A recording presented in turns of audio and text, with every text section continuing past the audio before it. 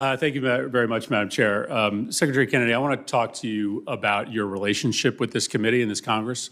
I want to talk to you about the statements that you made to the chairman of this committee and to members of this committee during your confirmation hearing about vaccines. You didn't tell the truth. I find that to be really dangerous for our relationship. If I were the chairman who believes in vaccines and voted for you because he believed what you said about supporting vaccines, my head would be exploding. In the hearing, you told us, quote, "I will not work to impound, divert, or otherwise reduce any funding appropriated by Congress for the purpose of vaccination programs." That's not the truth. You've done exactly. Let me finish my question. Yeah, I didn't hear what you. As soon as Senator Chris Murphy begins his questioning, the tone of this hearing changes. Murphy doesn't waste any time. He immediately calls out Secretary Robert F. Kennedy Jr. for misleading Congress during his confirmation hearing. But what really stands out is how fast the exchange turns combative. Murphy tries to lay out his concerns, quoting Kennedy's own promises about protecting vaccine funding. Yet Kennedy interrupts again and again. You can hear the frustration building in Murphy's voice as he repeats, "Let me finish my question." This isn't just a polite back and forth. It's a power struggle playing out in real time. Murphy wants to pin Kennedy down with facts, while Kennedy is fighting to control the narrative. And within just the first minute, it's clear this is going to be a heated clash that the committee and the public won't forget. During the hearing, you said to this committee and to the Finance Committee, "I will not work to impound, divert, or otherwise reduce funding appropriated by Congress for the purpose of vaccination programs." That is not what happened. You've done the opposite. You canceled $12 billion in grants to the states, including my state, that are used to administer and track vaccines. You promised Chairman Cassidy. When did I do that? Madam Chair, would you allow me to finish my question? Keep going with your question. When did I do that? Let me finish my question. Accusation. Just tell me when I did it so I can understand what the question is. You have canceled $12 billion in public health grants to states, whether you know this or not. That funding is used by the states in part to be able to administer and dispense information about vaccines. Mr. Secretary, let me give you the full panoply of accusations, the things you said before this committee that didn't turn out to be true. You also promised Chairman Cassidy that the FDA would not change vaccine standards from, quote, historical norms. But what happened as soon as you were sworn in? You announced new standards for vaccine approvals that you proudly referred to in your own press release as a radical departure from current practice. And experts say that that departure will delay approvals. You also said, specific to the measles vaccine, that you support the measles vaccine. But you have consistently been undermining the measles vaccine. You told the public that the vaccine wanes very quickly. You went on the Dr. Phil show and said that the measles vaccine was never fully tested for safety. You said there's fetal debris in the measles vaccine. And this morning— All true. This morning in Do front of— you want me to lie to the public? That's not— none of that is— Of course it's true. Of course it's true, Senator. You're Senator begging your product.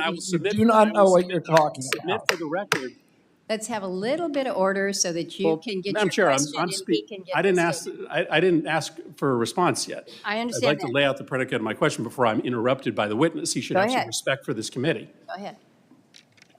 Just this morning in front of the House of Representatives, you also said that you, in fact, would not recommend that kids get vaccinated for measles. You said you would just lay out the pros and cons. Okay, so this is the summation of everything that you have said to compromise people's faith in the measles vaccine in particular is contrary to what you said before this committee. You said you support the measles vaccine, but then you have laid out a set of facts that are contested, and I will submit information for the record from experts who contest what you have said about the vaccine, and the result is to undermine faith in the vaccine. It's kind of like saying, listen, I think you should swim in that lake, but, you know, the lake is probably toxic, and there's probably a ton of snakes and alligators in that lake, but I think you should swim in it. Nobody's going to swim in that lake if that's what you say. And so I want you to acknowledge that when you say you support the measles vaccine and then go out and repeatedly undermine the vaccine with information that is contested by public health experts, that is not supporting the vaccine.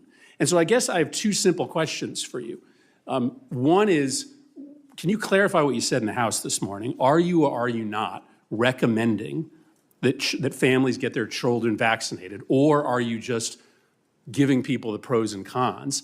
And do you understand that when you say these things about the measles vaccine, what ends up happening is less people get the vaccine? That may be what you want, but do you understand that the result of constantly questioning the efficacy or safety of the vaccine results in less people getting the vaccine? So I don't necessarily want to spend the remaining 20 seconds in an argument over the science, but do you at least understand that that's the consequence of what you're saying? And are you actually still recommending people get the vaccine, or are you not?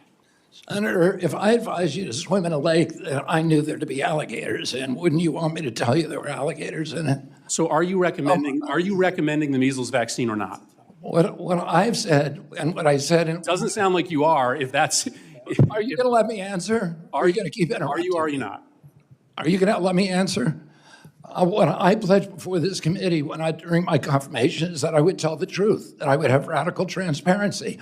I'm going to tell the truth about everything we know and we don't know about vaccines. Are you recommending the measles vaccine or not? I am not going to just tell people everything is safe and effective if I know that there's issues. I need to respect people's intelligence. I think you're answering the question. I think you're And answering the question. That's really people, dangerous for the American public and for families. The reason people have lost faith in this program is because they've been lied to by public officials for year after year after year. No longer recommending the measles vaccine. Senator Marshall. What unfolded in this hearing was more than just a tense exchange between a senator and a cabinet secretary.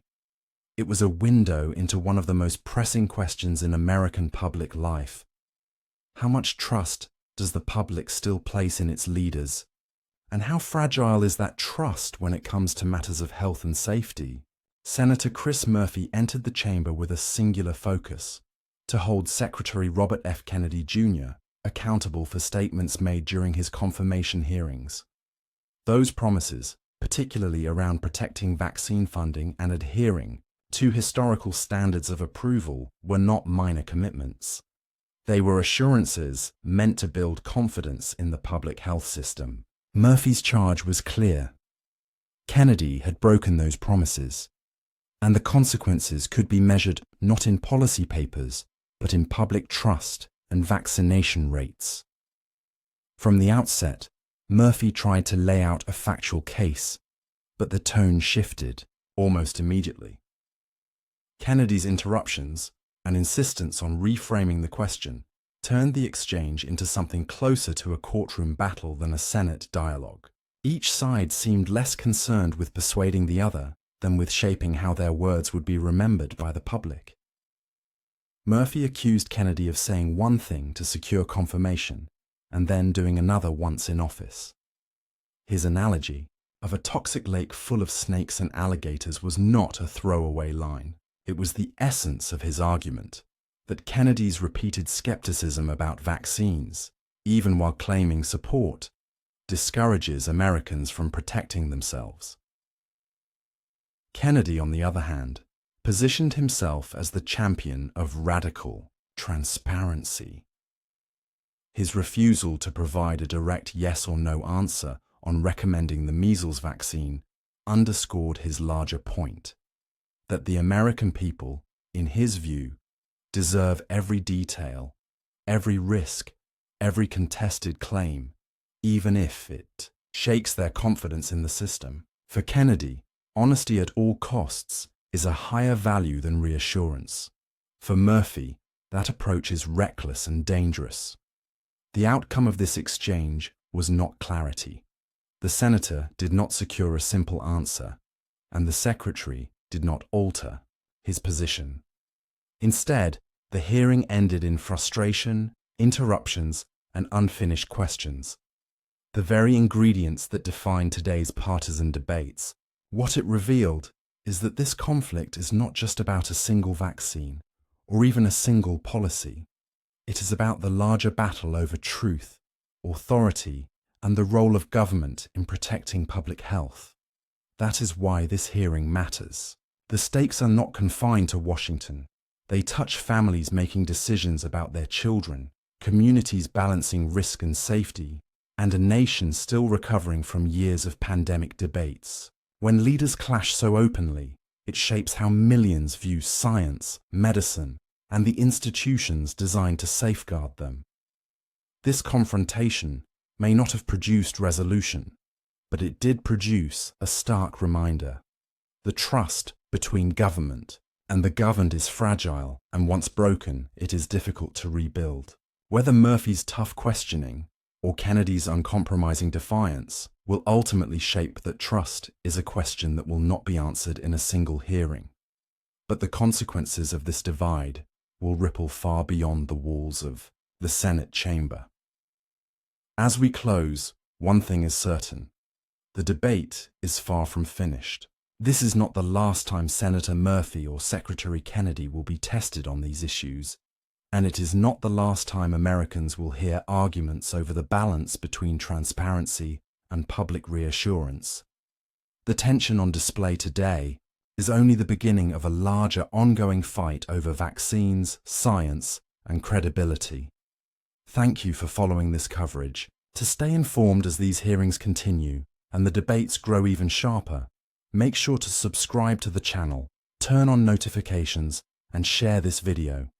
Your engagement ensures you won't miss the next crucial moment as the story of public health and political accountability continues to unfold.